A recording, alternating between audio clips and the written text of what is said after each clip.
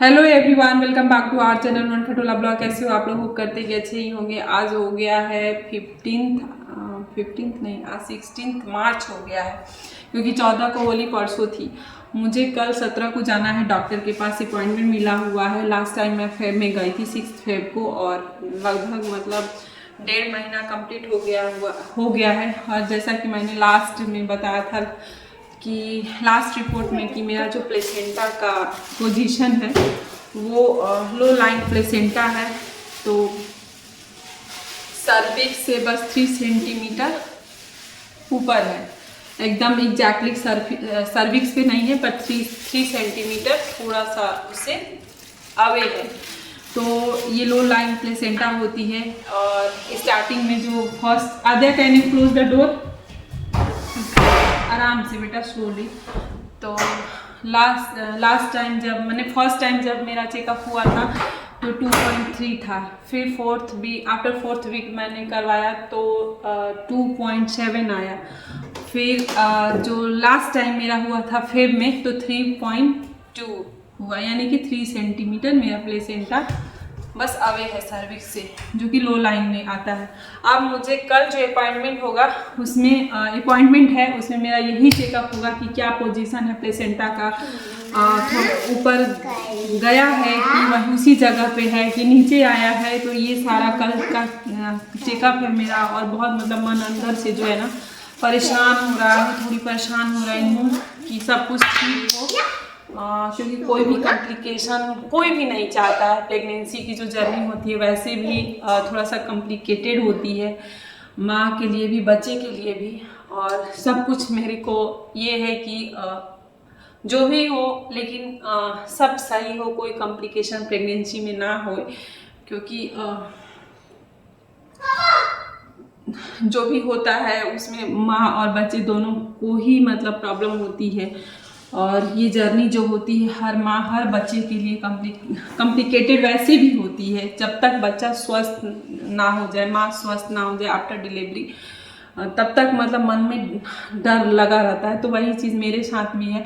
और बस इंतज़ार कर रही हूँ कि गुड न्यूज़ जल्दी से सुनाई दे। और बहुत लोगों ने, मैंने अपना लास्ट रिपोर्ट शेयर किया था तो बहुत लोगों का इस चीज़ से, इस जर्नी से गुजर रहे हैं।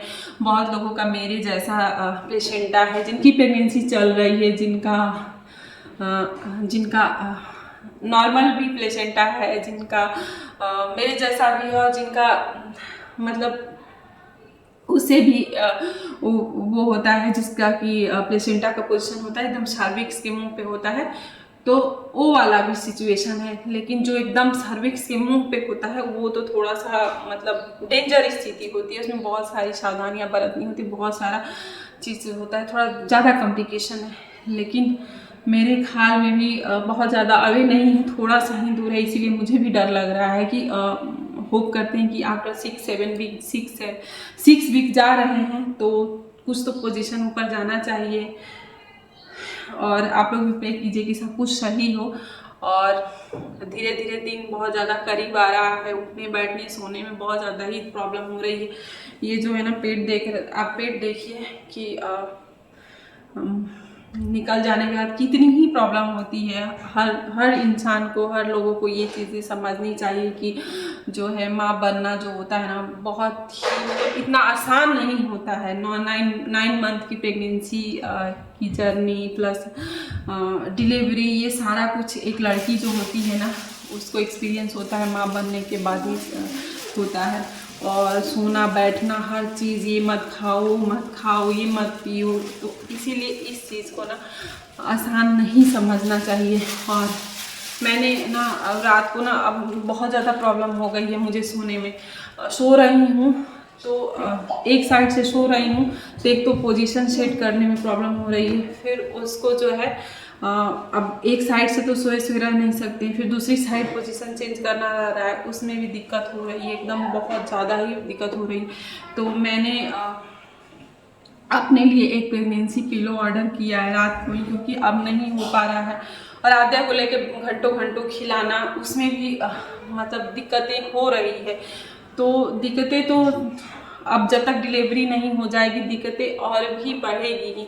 तो आप लोग बताओ, आप लोग कैसे सब कुछ मैनेज करते हैं? क्या सेम मेरे जैसे ही आप लोग को भी प्रॉब्लम हो रही है सोने बैठने उठने में? तो हमको ज़रूर बताइएगा। और हमको लगता है कि लगभग सभी को हो ही रहा होगा, क्योंकि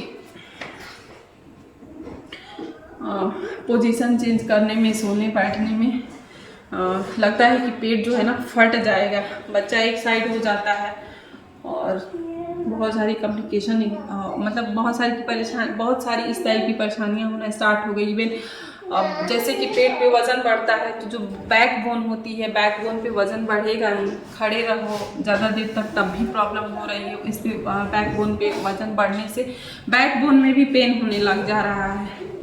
तो इस टाइप की सब चल रही है मेरी प्रेगनेंसी जर्नी।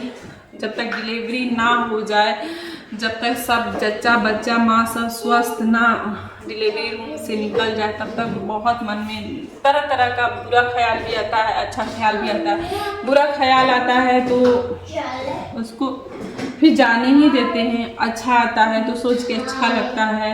और थोड़ा सा निगेटिव तो वो ह्यूमन बीइंग का नेचर है कि दोनों ही थिंकिंग आती है। तो उसको क्या करते हैं कि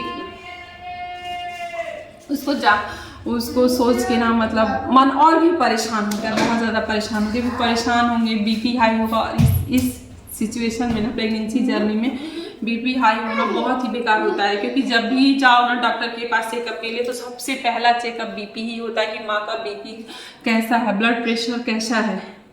तो इसका नॉर्मल होना बहुत ज़्यादा ज़रूरी है। इसीलिए जो भी लोग हैं आसपास के, हस्बैंड है या जो भी है, जो औरतें इस सिचुएशन से गुजर रही हैं प्रेगनेंसी जर्नी से, कोशिश करना चाहिए कि उनको हैप्पी रखें।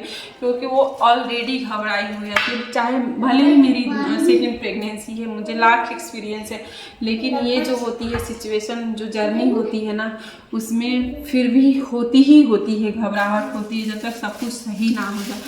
तो और बहुत लोगों का पिछली बार मैंने वीडियो डाला था, तो मैंने जो मन में सवाल रहता है मैं बोल देती हूँ कि हाँ, आप लोग को मेरा पेट देख के कैसा लग रहा है, बेबी बॉय होगा कि बेबी गर्ल होगा? तो बहुत लोग ब्लेसिंग दे रहे हैं कि बेबी बॉय ही होगा। और मुझे भी मैं सच बताऊँ ना, तो मुझे बेबी बॉय ही चाहिए, क्योंकि मेरे को ऑलरेडी एक डॉटर है मेरी।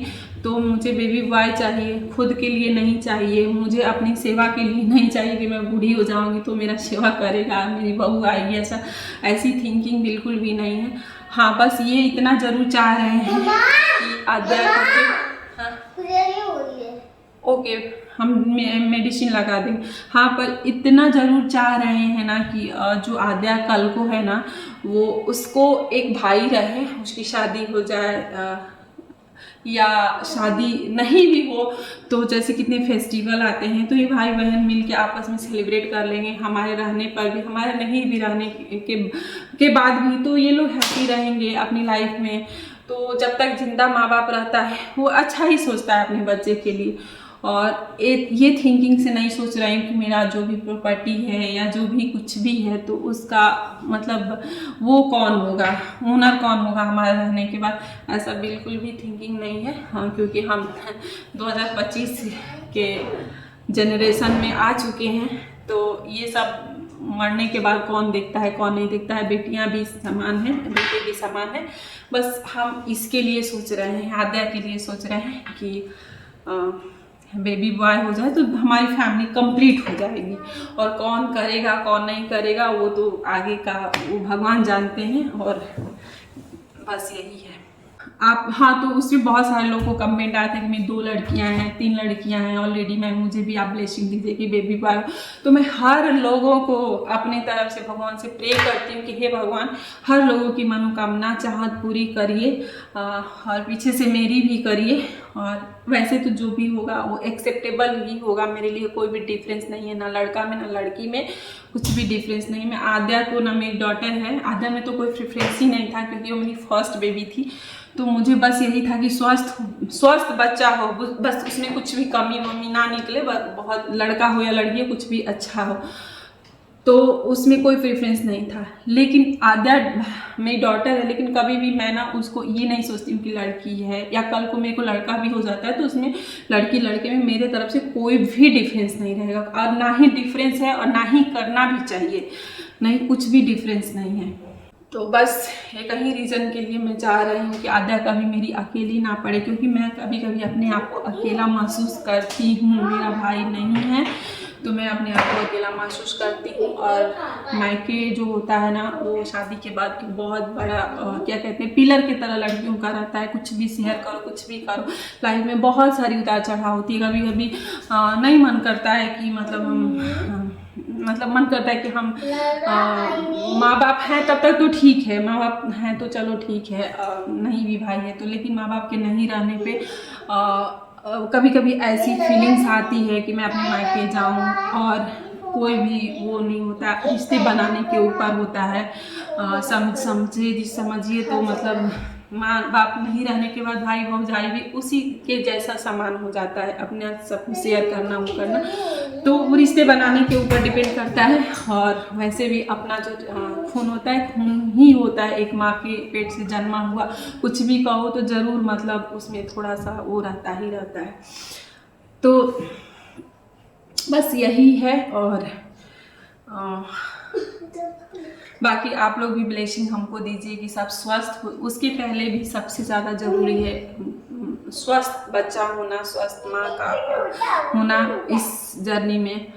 तो आप लोग का ब्लेसिंग हमको ज़रूर काम आएगा। और बहुत लोग इस पे कमेंट किए थे, तो हम सबके लिए प्रे करते हैं। और हमको भी लोग बहुत सारा मतलब ब्लेसिंग दे रहे हैं कि आपको बेबी बॉय ही होगा, बेबी बॉय ही, बहुत लोग बोले, तो थैंक यू सो मच। ऐसे ही ब्लेसिंग हमको देते रहिए और मेरी जर्नी देखते रहिए कि क्या होगा, बेबी होगा, बेबी बॉय होगा कि बेबी गर्ल होगा, जो भी होगा। बहुत कम समय बचा हुआ है, टाइम। देखो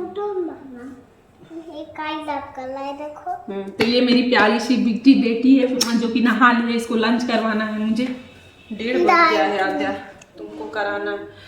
तो चलिए इसी के साथ वीडियो को हम एंड करते हैं। यहाँ से बताना बेटा, वहाँ घुस जाओगी तो नहीं दिख पाएगा। बताओ क्या बता रही हो? मेकअप फोटो देखो, इतना स्माइल कर रहा है, स्माइल कर रहा है। तो इसको ये कहती है मेरे टमी में भी बेबी है, और वो उसका अल्ट्रासाउंड का फोटो है। मतलब मेरा जो भी होता है ना, कॉपी करने का कोशिश करती है। तो कल अपॉइंटमेंट है और कल का रिपोर्ट मेरा देखना मत भूलिएगा। कल शाम में 5 बजे हम आप लोग से शेयर करेंगे। तो लव यू ऑल। उड़न खटोला ब्लॉग को जो सब्सक्राइब नहीं किए प्लीज़ सब्सक्राइब कर लीजिएगा, और वीडियो पसंद आई हो तो एक लाइक ज़रूर कर दीजिएगा। और मेरी तरफ से हर माँ को भगवान उसकी इच्छा पूरी करे। Bye bye, love you all.